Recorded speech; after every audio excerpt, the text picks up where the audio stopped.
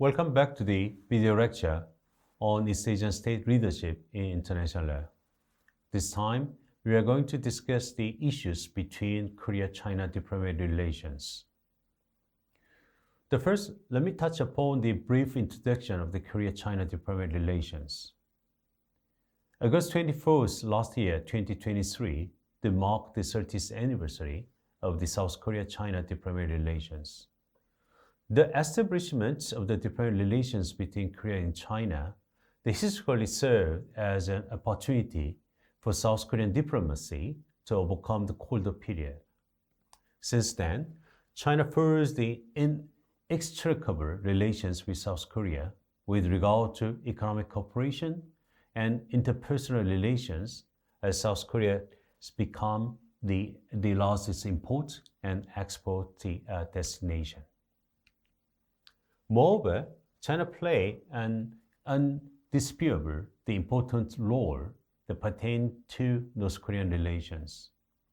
However, amidst the intensification of the strategic competition between United States and China during this new Cold War era, the Korea government foreign policy regarding China has been put to the test. Against this backdrop, the so-called three no's, no additional THAAD deployment, no participation in the United States Missile Defense Network, and no establishment of trilateral military alliance between Korea, United States, and Japan, and one restriction on the operation of the THAAD agreement on THAAD. THAAD is a so-called terminal, the high altitude area defense, is leading to confusion as a coincidence or coincided with the transition to a new president's administration in South Korea. In general, the three no's and one restriction agreement arose out of speculation surrounding restrictions on the right to operate THAAD during Moon Jae-in administration.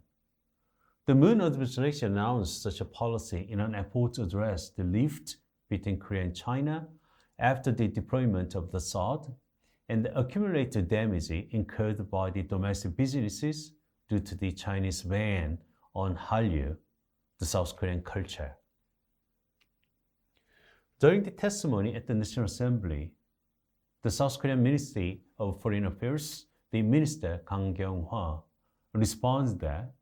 there were no plans for the additional deployment of the THAAD and no participation in the United States Missile Defense Network and no establishment of trilateral military alliance between South Korea, United States, and Japan. Such a response aligned with the Chinese claim around the same time that South Korea has provided China with the promise of the three no's and one restriction, binding into right the existence of the agreement. In particular, the issue escalated as the Chinese government officially discussed the one restriction policy in addition to the three no's policy announced by the Moon Jae-in administration. South Korea, the Foreign Minister, Park Jin, and Chinese State Councilor and Foreign Minister Wang Yi also set forth their respective positions on the THAAD issue at the Korea and China Foreign Ministers meeting held in Qingdao, China on August 9 of the last year. The Ministry of Foreign Affairs and People's Republic of China always posted on the official website that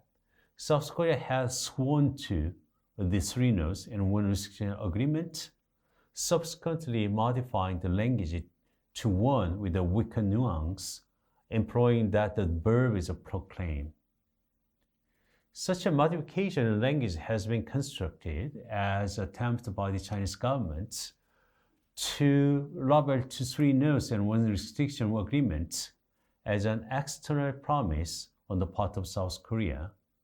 thereby seeking to attach a legal significance to it. In response, a spokesperson for South Korea, the Ministry of Foreign Affairs, stressed in a regular press briefing on August 11 the Chinese claim the South Korea proclaimed the three no's and one restriction agreement referred to a stance taken by the Moon Jae-in administration and that encompassed the Yoon Suk-yeol administration deemed that the THAAD as a self-defense measure to protect the lives and the safety of our people from the nuclear and missile threats from the North Korea. And that such a matter was one pertaining to security and sovereignty that could not be subject to negotiation. Consequently, the South Korea's official position on identical facts and interpretation of the legal significance of the agreement has been a change after transition of administration. The so-called Three Nos and One Restriction agreement has been understood not as an agreement between South Korea and China, but as a unilateral expression by the South Korean government on its stance regarding the status quo on the deployment and operation of THAAD. With this understanding, the Moon Jae-in administration had delayed any potential retaliation from China at the time. Internally, the fundamental reason behind the deployment of THAAD was grounded in North Korean nuclear issue, namely that the burden arising from the North Korean possession of nuclear weapons should be shared, since China, as North Korea's sole ally and economic power, was unable to exert any influence on the initiative for the denuclearization of North Korea. In other words, it is the result of the fact that during the period of the six-party talk was stalled, and North Korea that developed the nuclear weapons, emerging as the core threat to security in Northeast Asia, China failed to play any role in its capacity as the central axis of the six-party talk and a G2 member. Accordingly, such a situation has given rise to what scholars in international relations refer to as two security dilemma. Typically, the security dilemma refers to situation each action taken by a state to increase its own security cause neighboring states to feel threatened, which in turn lead them to increase their military power or initiate provocations, thereby paradoxically becoming a threat to the original state security. Ultimately, the issue is one that is enmeshed with international law and international politics, dealing with the legal significance of the agreement between two states and a question of whether political arrangements and political agreements can function like a legal agreement. The South Korea has no practical means to respond to the United States' request for deployment of the THAAD other than by accepting the request, nor is it able to respond to retaliation of China. Such a situation is inevitable given the lack of the independent military and security capability of South Korea as a sovereign state. Under these circumstances, it would be accurate to view the Three Nos and One Restriction agreements as a diplomatic agreement, that is a gentleman's agreement, as opposed to one premise on a binding, legally, agreement between the two states. Generally, an international agreement that is not legally binding is called a gentleman's agreement. Joint statement, declarations, and a code fall within this category. Since the gentleman's agreement is not legally binding, a violation of this agreement does not give rise to state responsibility, although it is politically binding. The executive branches of each state tend to prepare non-binding gentleman's agreements to maintain confidentiality because they are not procedurally not inconvenient and expeditious compared to concluding treaties. They also are used to evade democratic control of domestic institutions such as National Assembly. In 1997, the Constitution Court of Korea ruled that the 1991 Agreement on Reconciliation, Non-Aggression, and Exchange of Cooperation between South and North so-called inter-Korean Beijing Agreement was an agreement between the two states grounded in the unique relations between South and North Korea, and was thus a gentleman's agreement that was not legally binding. Moreover, in year 2008, the Korea-US beef agreement was not concluded in the form of a treaty, but was implemented by a means of announcement on the part of the Minister of Agriculture, the Food, and Rural Affairs. Similarly, although the undisclosed memorandum of the understanding on the military cooperation signed between South Korea and the UAE in relation to the 209 nuclear reactor construction project is a treaty requiring consent of the National Assembly under the Korean Constitution,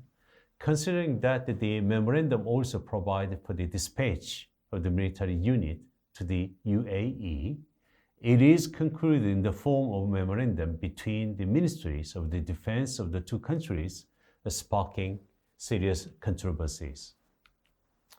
Another illustration of the gentleman's agreement is a 2015 statement from the joint press conference of the Ministry of the Foreign Affairs of the South Korea in Japan, in which the military sexual slavery compared to women issues was declared to be finally and irreversibly resolved. Nevertheless, during the Moon Jae-in's administration, which succeeded the previous administration, although it had been announced that the South Korea government would not demand the termination or renegotiation of the Comfort Women Agreements, military sexual slavery agreements, amidst the dissolution of the Reconciliation and Healing Foundation, this issue is yet remain as a source of conflict between the two states. Although the gentleman's agreement is not legally binding, if an understanding had been reached based on the diplomatic relations, such an understanding should be maintained to the extent possible. Ultimately,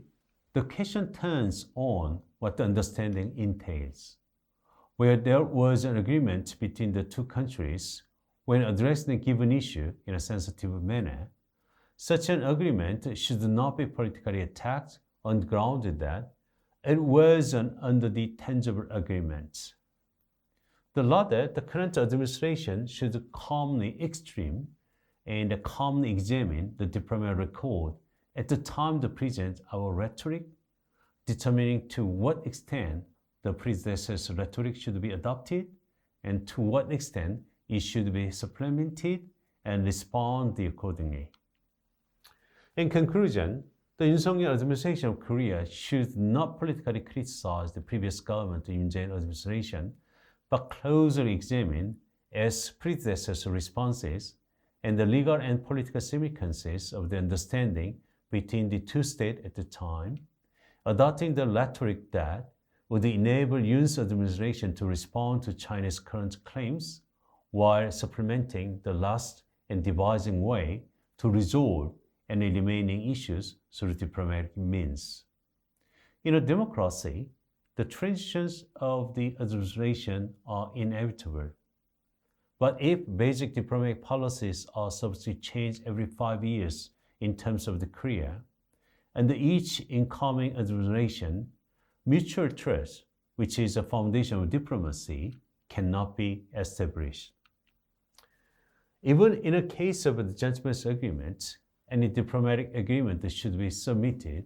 for legal review of its significance, which processes should be subject to registration. The following method is also interrelated with the normalization of the functions of the international law, the Bureau of the Ministry of Foreign Affairs. Even where a diplomatic agreement is the only solution, a legal countermeasure should be nevertheless be retained as Plan B. The three Nos and One Restriction agreement on THAAD is a fundamental product of the process of resolving the conflicts that arose while abandoning strategic diplomatic ambiguity and accepting the demand for the THAAD deployment. Under the current international climate, there is increasingly less room for South Korea to maintain the strategic ambiguity, and consistency in foreign policy has also been lost with the transition of administration. Considering that administration is always subject to change, and subsequent to transition of administration, it would be prudent to keep domestic political judgment on foreign relations based on the foreign policies of a given administration to a minimum and avoid the committing the error of applying the domestic judicial standard in making such judgments. Hence, any attempt to transform existing foreign relations previously established by the international law would require very close scrutiny. Thank you very much for your very kind attention.